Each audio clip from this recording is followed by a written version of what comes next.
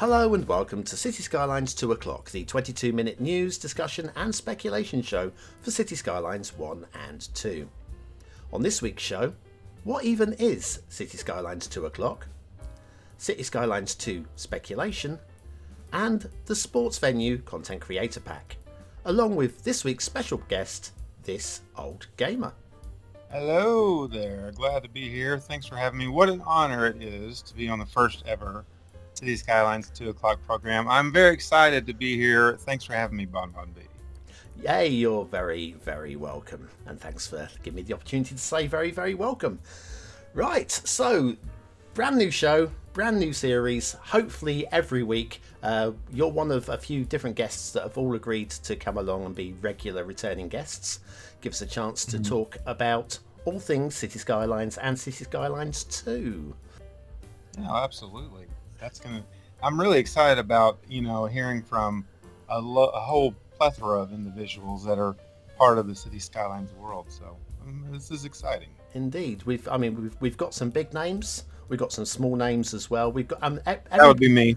But everybody that we've got on the show has got a real passion for City Skylines, and that's the important thing. And my favourite thing with this particular show and this particular format is because we're not tied to Paradox. You haven't signed any non-disclosure agreements, have you? Oh, no, absolutely not. They have no clue. They don't have, that's right. So so we can be critical. I mean, we're going to be supportive, but if there's something that we don't agree with or we don't like, we can be critical without fear of being decommissioned, which is fine. But of course, that's not the plan. We're not here to be controversial. We're just here to talk City Skylines. Yeah, and I don't want to take over any kind of segue, but I will say that I'm not a fan of not actual gameplay footage, but that's just me. Ah, are you talking about the trailer for City Skylines 2? Indeed. I mean, it's a cool trailer. It was well done for what it was. A lot of talk around the trailer. I didn't really, a lot of people were trying to point out, what engine is this? And it's like, well, it says not actual gameplay footage, so it's technically not an engine. But we did find out through the world of Twitter and what have you that it is based on a Unity engine of some sorts. So we'll see how, it might be an updated Unity. We're hoping. Well, it definitely will be a more up-to-date, more modern version. One thing that I thought might be curious, and I actually went on to into the Steam store to have a look at the screenshots on the City Skylines 2, and they are all screenshots taken from the trailer, and every single screenshot has in the bottom right-hand corner not actual gameplay footage, including the one screenshot that I think most of us felt probably did come from in-game, and that was the one of the top-down of the roundabout with the cars travelling around it. I'll try to include a snippet of footage of that.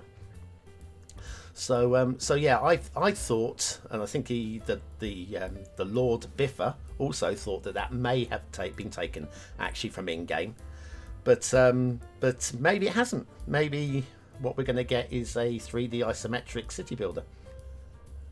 Yeah, and I think there's been a lot of speculation on things. I think I mentioned this to you before, but I found it interesting that everybody's really, really excited about 150 tiles, and especially most players in a sense, they say, well, the game is 9 tiles, so if you're playing vanilla, holy cow, that's just a huge amount. But what are these tiles like? How big are they? Like, we don't really know what, you might be comparing apples to oranges on that. Like, it's very, that's kind of something that I'm interested to see what that turns out looking like. But yeah, I mean, I don't know. The trailer was cool. I enjoyed the trailer and all that. One thing that when they talk about the description of it, it talks a lot about the, evolution, and, we learned that about the citizens, you're going to be able to see their ages, like kind of follow them amongst the years and all that kind of stuff. But I'm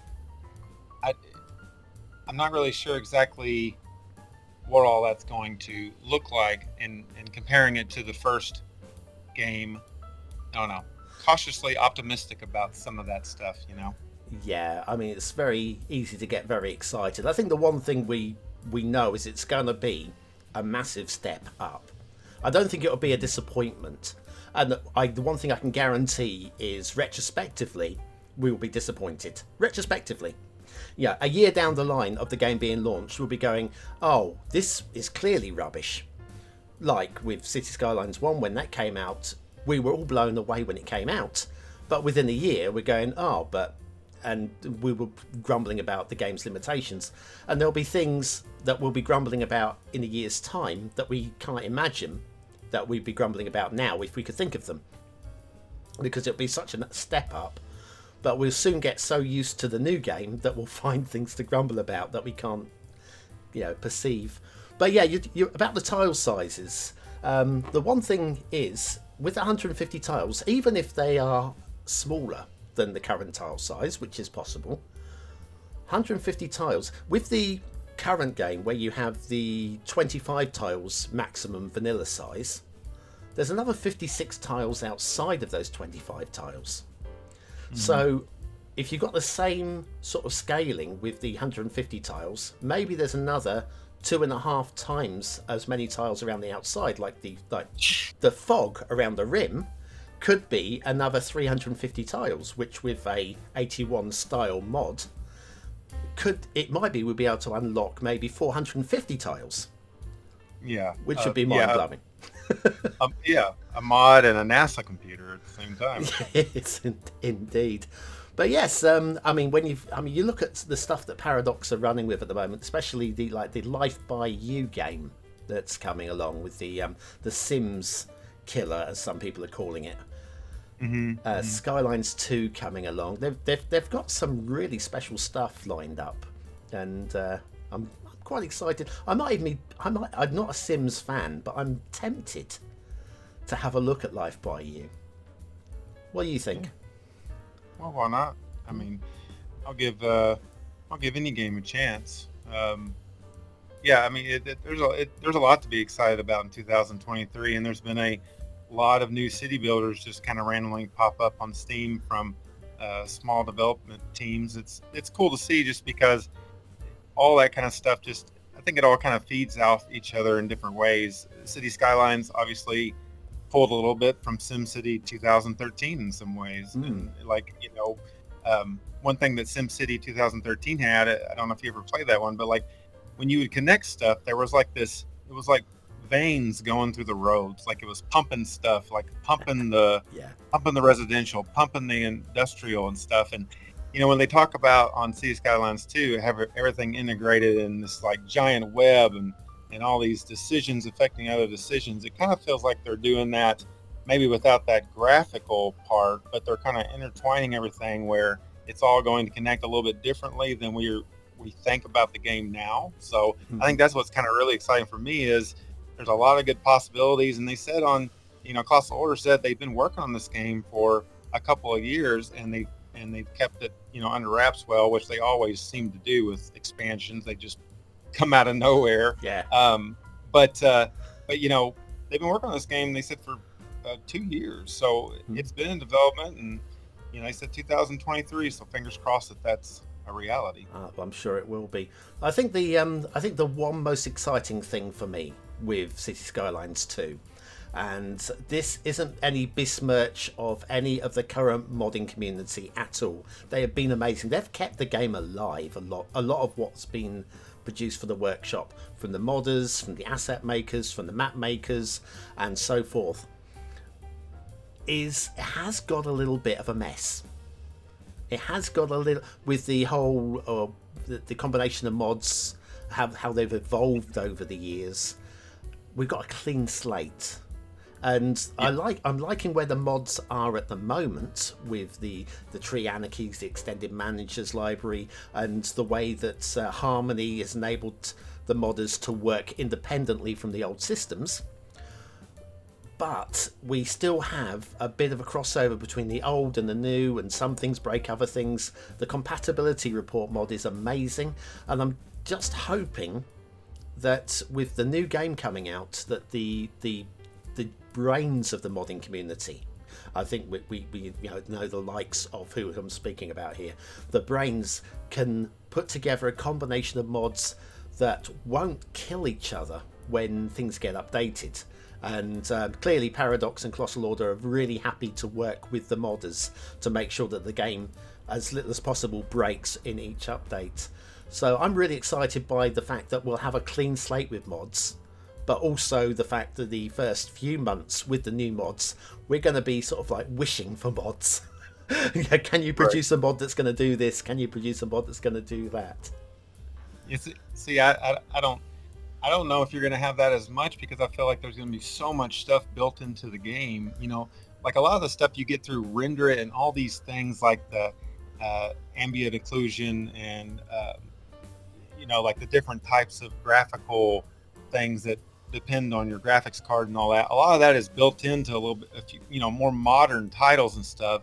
So I'm thinking a lot of that stuff might get built in, almost like Flowscape or something, where you can just move the sun around at will and all these different things just kind of built in and just be based on sliders. That would be nice. But you hit on something big there, though. They said that it's going to be kind of I guess mod friendly is a good way to say it.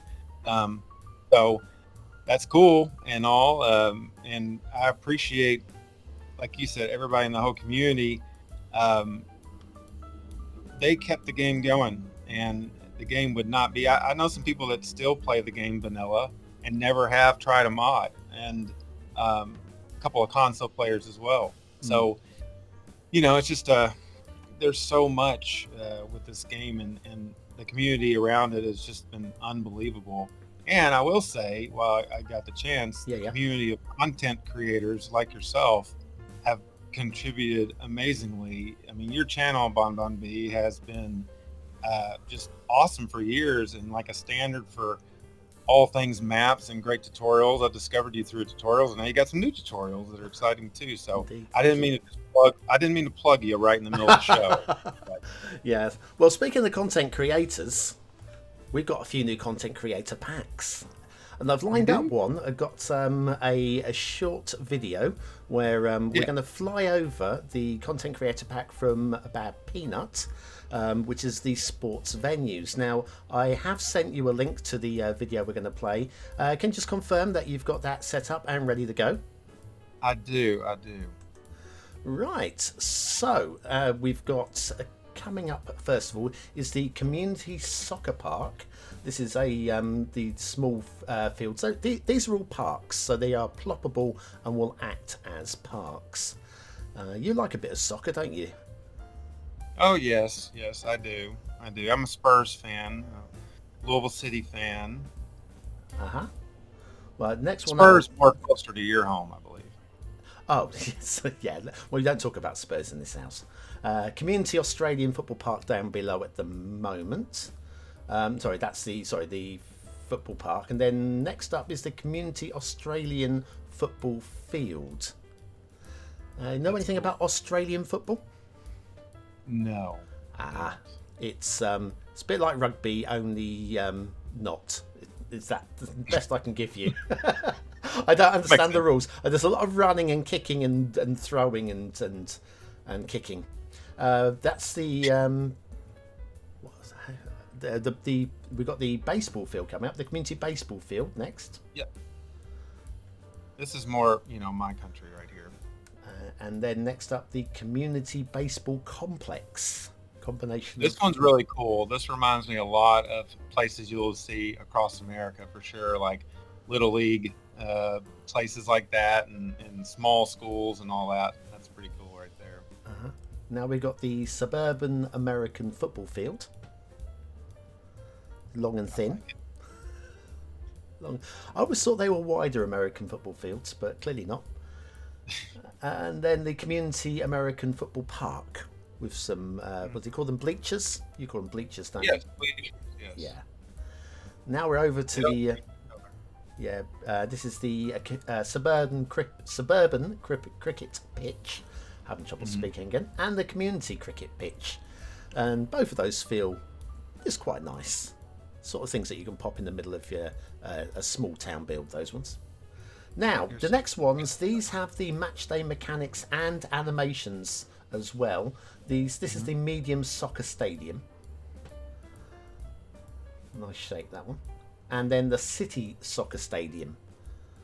So with the match day mechanics, you actually get games and people turning up on match days and crowds and stuff, and you're going to get a problem with your traffic when the team's playing at home.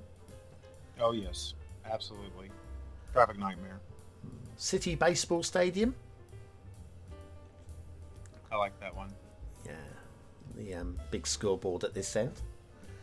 And then we'll follow that one up with the medium baseball stadium, which again got really nice terraces going on there. And the palm trees, you like the palm trees, don't you? Yes, and the newer trees on all the DLCs have been like really good. They've definitely upped their game on the trees. Oh, Mr. Mason's work's superb, isn't it? Absolutely. The medium American football stadium. Loving the sweeping shape of the stands there. Mm-hmm.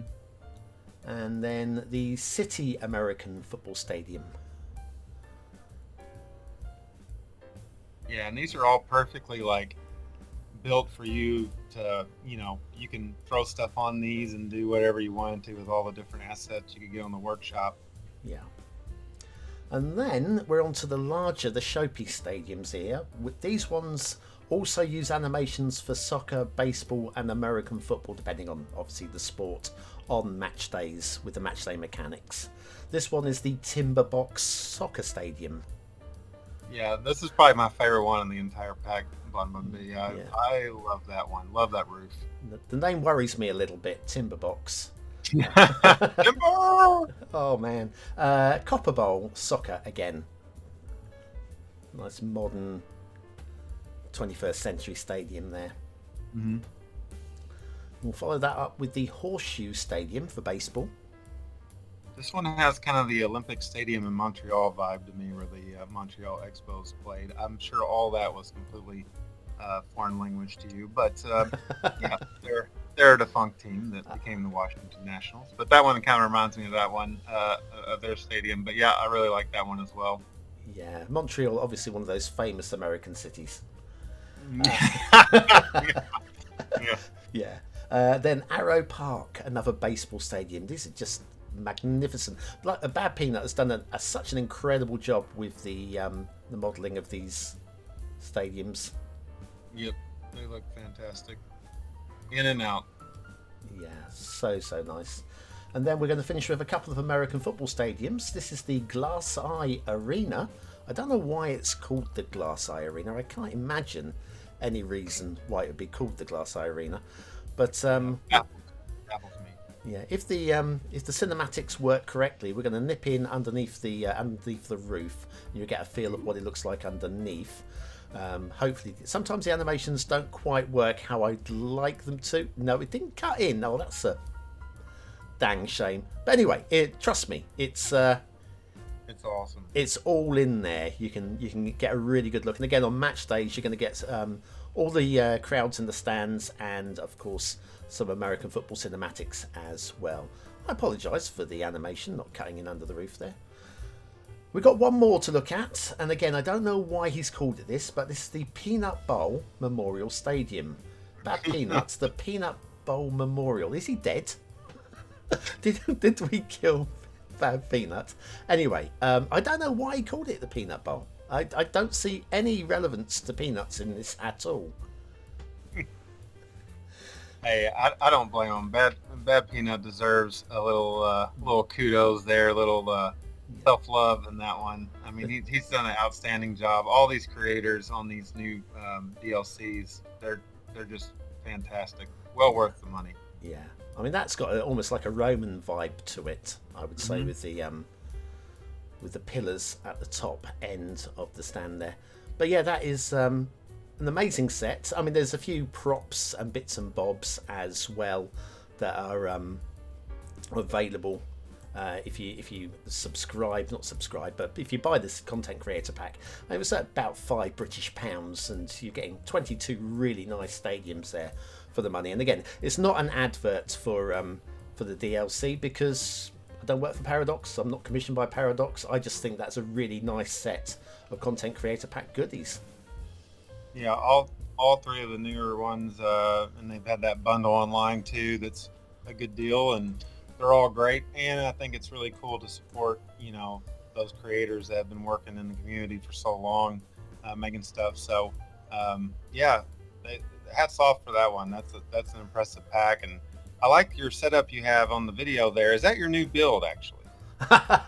No, in fact, if anybody's wondering, actually, I've used the new Orkney map, which is one of the top 100 maps from the top 100 series. But I am using the Laviante 2.0 theme there, and the Realistic by Reaper LUT, if anybody's looking to match up those graphics in their own city build. But yeah, no, it's that was just plop, plop, plop, plop, plop, plop, plop for the cinematics. I'm gutted the cinematic camera didn't cut underneath the roof of the. But there we go. That's sometimes just how the way it goes, isn't it? People are just going to have to see for themselves and hit up the Steam Workshop and support Bad Peanuts' beautiful creations. I was really impressed by that one, and all the new stuff's been really solid. So. Indeed. Well, yeah, we'll be checking out some of the other content creator packs in the upcoming weeks as well. But anyway, we're getting close towards the end of the show, so if you've got any final passing remarks, now's the time to do it. Oh, well, no, I just want to thank you again for having me on, and it's definitely an honor to be on the show, and I'm glad to call you one of my friends, BonBonB, so it's been a pleasure. Thank you so much, Gamer. Oh, I'll call you John. How about that? Oh, anyway. damn it! Dang it! Sorry! Anyway. Wasn't going to do it! We're going to wind up the show now. We're almost out of time. We'll be back next week with a different special guest. This old Gamer will be back, and if you want him back, well, you know what to do. Use the comments down below. And if you haven't hit the like button now, now's the time to do it. I've been BonBonB. You've been very, very welcome. He's been This Old Gamer. Bye-bye. That's the end of the show. Thanks for watching, and I'll see you again very, very soon.